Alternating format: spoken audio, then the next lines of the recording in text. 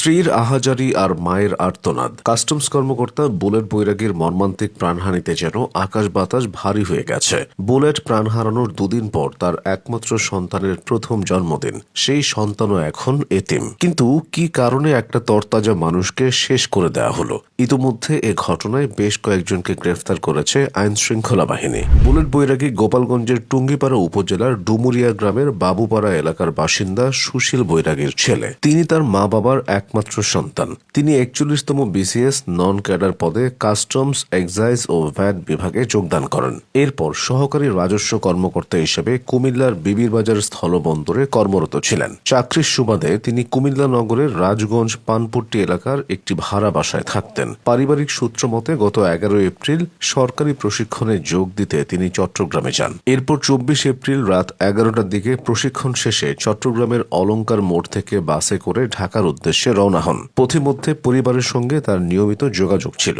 সর্বশেষ রাত ১টা ২৫ ফোন করে তিনি জানান কুমিল্লা নগরীর টমছম ব্রিজ চৌরাস্তার মোড়ে পৌঁছেছেন। এরপর দীর্ঘ সময় কেটে গেলেও তিনি বাসায় না ফেরায় পরিবারের সদস্যরা তার মোবাইল ফোনে যোগাযোগের চেষ্টা করেন, কিন্তু ফোন বন্ধ পাওয়া যায়। সম্ভাব্য সব জায়গায় খোঁজাখুঁজি করেও কোনো তথ্য না পেয়ে ২৫ এপ্রিল সকালে তার বাবা সুশীল বৈরাগী কুমিল্লা কোতোয়ালি মডেল থানায় একটি সাধারণ ডায়েরি করেন। এরপর সেদিন সকাল ৮টার দিকে মহাসড়কের পাশে তার নিথর দেহ উদ্ধার করা হয়। ঢাকা চট্টগ্রাম মহাসড়কের কোটবাড়ি এলাকায় একটি হোটেলের পাশের ফুটপাত থেকে তার দেহ উদ্ধার করে ময়নামতি হাইওয়ে থানা পুলিশ। পরিবারের সদস্যরা পরে হাইওয়ে থানায় গিয়ে তার দেহ শনাক্ত করেন। তার মুখমণ্ডলে রক্তাক্ত চিহ্ন ছিল বলে স্বজনেরা জানান। পরে কুমিল্লা মেডিকেল কলেজ হাসপাতাল থেকে ময়নাতদন্ত শেষে পরিবারের কাছে তার দেহ হস্তান্তর করা হয়। এরপর স্বজনেরা ফ্রিজিয়ান গাড়িতে করে তার নিথর দেহ নিয়ে গোপালগঞ্জের টুঙ্গিপাড়ার গ্রামের বাড়ির উদ্দেশ্যে রওনা দেন। ২৬ এপ্রিল বিকেল ৫:৩০টার দিকে বাড়িতে পৌঁছালে পুরো এলাকায় শোকের ছায়া নেমে আসে।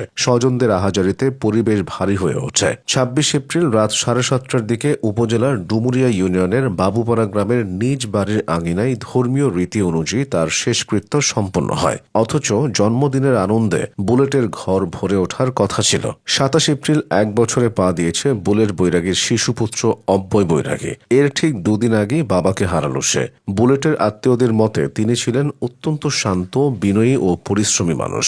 তার বাবা সুশীল বৈরাগী ছেলেকে পড়ালেখা করাতে ২৭ শতক ধানের জমি বিক্রি করেছিলেন। মা লিলিমা বৈরাগী নিজের স্বর্ণ বিক্রি করে ছেলের পড়াশোনার খরচ জুগিয়েছেন। বুলেট নিজেও অভাবের মধ্যেও সংগ্রাম চালিয়ে গেছেন। জগন্নাথ বিশ্ববিদ্যালয় থেকে স্নাতক শেষ করে প্রথমে খাদ্য অধিদপ্তরে চাকরি শুরু করেন, পরে রাজস্ব বিভাগে যোগ দেন।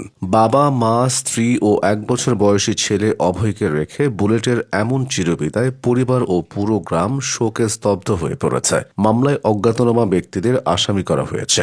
ঘটনায় জড়িত আসামিও র্যাবের অভিযানে গ্রেফতার হয়েছেন। তারা নিশ্চিত করেছে এ ঘটনায় একাধিক ব্যক্তি জড়িত। ২৭ এপ্রিল সকাল ১০:৩০টায় কুমিল্লা নগরের শাকতলা এলাকায় অবস্থিত র্যাব ১১ সিপিসি ২ কুমিল্লার কার্যালয়ে কাস্টমস এ মামলার ক্লুলেস ও চাঞ্চল্যকর ঘটনায় জড়িত আসামি গ্রেফতার নিয়ে প্রেস ব্রিফিংও হয়েছে। সেখানে পুরো ঘটনার বিস্তারিত ব্যাখ্যা করেছেন মেজর সাদমান ইবনে আলম। তবে বুলেট বৈরাগীর এই চলে যাওয়া কোনোভাবেই মেনে নিতে পারছেন না তার আপনজনরা।